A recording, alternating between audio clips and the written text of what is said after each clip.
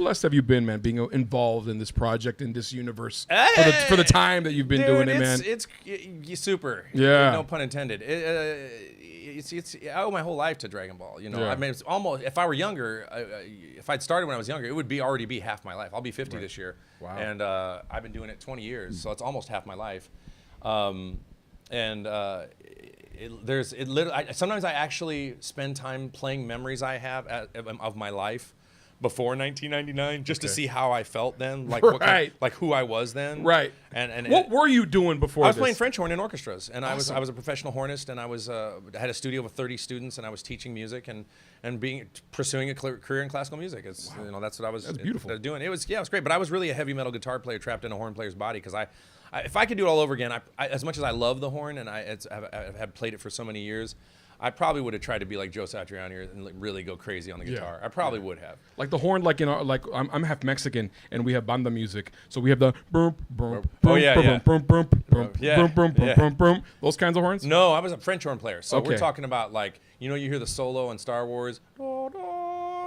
Yes, that's the French horn, the soul of the orchestra. Okay, that kind of horn playing. That we're talking about. Right. Very call-y, very traditionally French horny. I just for French horny stuff. That's funny. We have 3 minutes, Sean. We can cram 3,000 words in those minutes. I know we can. But dude, this new movie, I'm so excited, man. What can we expect from the new film, brother? Awesome. Yeah. I haven't seen the movie. You haven't? No, I haven't given us materials yet. We barely got material. Look, we recorded the trailer Friday.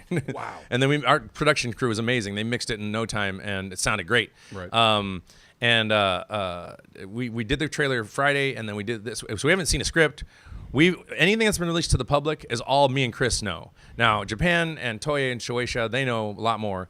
They're keeping a tight lid on it, as they should. Right. I will probably know something about the movie when we start recording, which will be a couple of months before the release, probably. Sweet. Because it could be as late as 2 weeks before, but according to marketing, they're like, well, we're going to want to market it before that, so we're probably going to need to record it before that.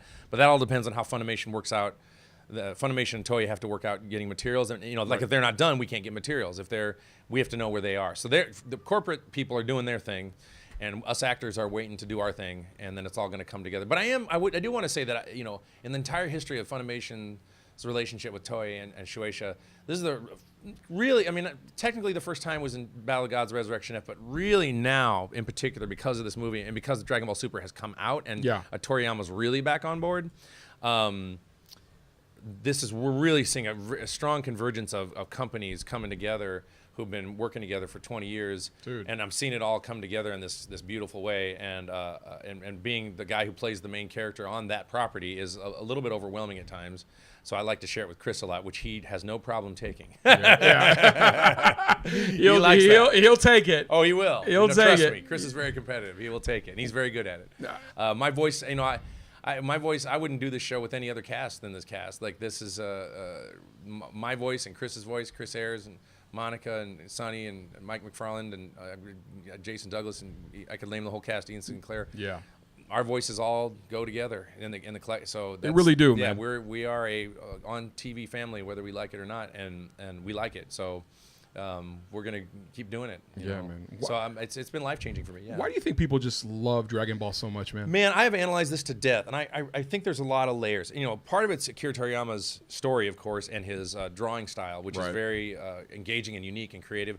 Plus, he's doing what really smart writers do, which is they draw on the collective unconscious and the zeitgeist from history and then modern times, and then they fuse it together to make something old new, such as Dragon Ball Z is based on the Great Journey West and the Monkey King, loosely, and that's inspiration for what I heard for Akira Toriyama, and so he's clothing that with his own imagination, his own ideas, sci-fi. We have Capsule Corp, we have high tech, we have energy blasting out of our hands, which comes from Qi, which comes from martial arts, which comes from ancient Asian philosophy, which comes from possibly Buddhism, Confucianism, et cetera, et cetera. So it goes into deep layers, much like Greek plays transcend time over, all the ancient Greek plays resonate with our collective unconscious, which can be explored tangentially through Joseph Campbell's work in The Hero and the Mask. He did a PBS series in the 80s, and there's books out that he's written about the hero and the myth and the story of the hero, which I think is part of our own human unconsciousness. I've analyzed it so much so, you're gonna laugh at me. Nobody's gonna agree with me, but this is what I think, because I'm a big believer in that. I like to transcend ego, and I think humans think that, wow, we're amazing. We made all this culture, and we speak languages, and we go to other planets. We are so amazing. But really, I think we're just very, very, very smart monkeys. And I mean that in a way, in an evolutionary way. What I mean is by smart, I don't think that, hang on, I don't want to lose my train of thought, and I do make this point before we wrap this interview up. But I think we're...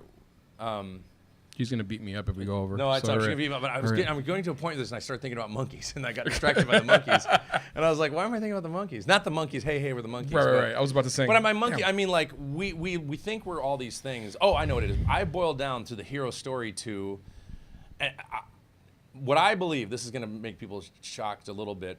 You know, outside of any career aspirations you have or anything you want to do, the bottom line, your body cares about two things: eating and making a baby. Right. So I think our biology is designed, and it propagates itself in our unconscious. So I remember one time seeing an electron microscope photo of an egg from a human egg in the in the uterus, and a bunch of sperm cells swimming towards it. And I'm like, that's the hero story. That's why it's the guy gets the girl and the princess. And I know that sounds sexist, because I think women can be heroes also. Absolutely. I think we can transcend this biology, but I'm saying at our root.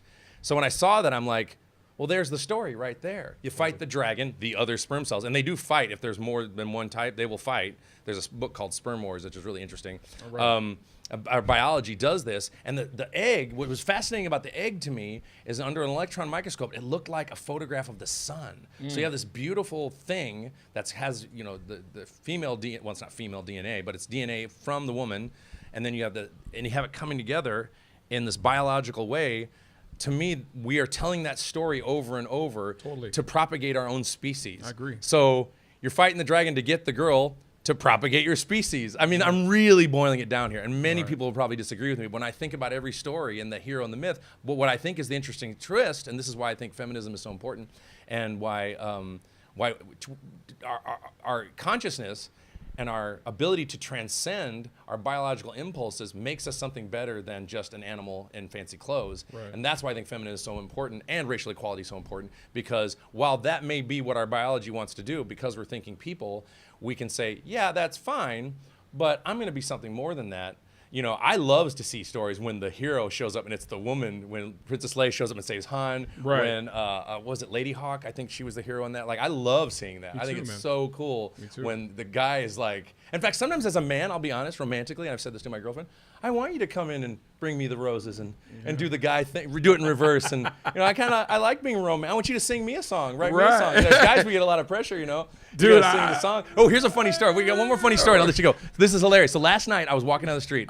Speaking of romance, I was walking down the street. This was so And you got roses. I didn't get roses, but I saw on the side, I'm walking down the street. I'm talking to my girlfriend. I'm walking down the street, and I see this white dude and this white girl, and he's got kind of dreads on, pulled back in a ponytail. Sweet. And there's two bicycles by them, and I couldn't tell if, I think they were just kind of a hippie couple. I don't think they were homeless, but I think they were a hippie couple maybe. And he's going in for the kiss, and they look really romantic, right? Yeah. And as I'm approaching, I'm like, oh, that's so sweet. They're just kissing there. Did you bust out one of your horns and start playing? I didn't, no, but I didn't need to, because here's why. As I'm approaching them, he has a jam box down there, and he's playing some like soul-loving music. Sweet. And he's like, he's moving in, and they're just kissing, and he's got a jam box there, right there. And I was like, all right. I was like, and it was such a romantic, you know, hippie white love, with soul music. It was a beautiful homogeny of romance there. I thought it was romance really and cool. energy. Anyway, so those are my weird theories and ideas. Please don't. I always get scared when I talk about that, because somebody's gonna. Whatever. Shut up. Fuck them.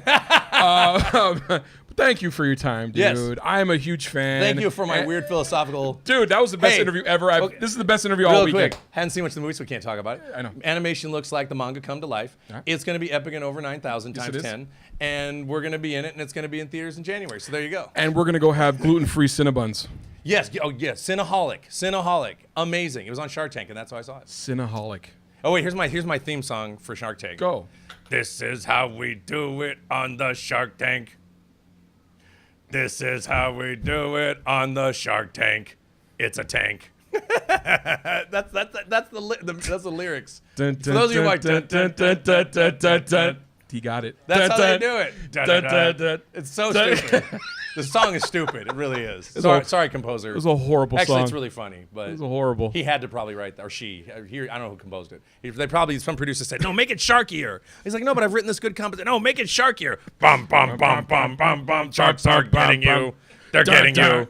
Those sharks are gonna eat all your money. You know, whatever. I don't know. I like that show though. You learn a lot about business in that show. I love that show. It's a really interesting show. It's a very. I've learned a lot about how I run my business. You know, and so. I hate when the little kids go on and they start crying. Oh yeah, it's sad. They're like, I just want to sell bears. Yeah. And they're all the sharks are like, sorry, pass, get out of here, I'm out. Yeah. The little girl's like, well, I just want to sell cookies. They're just like, we're out of here.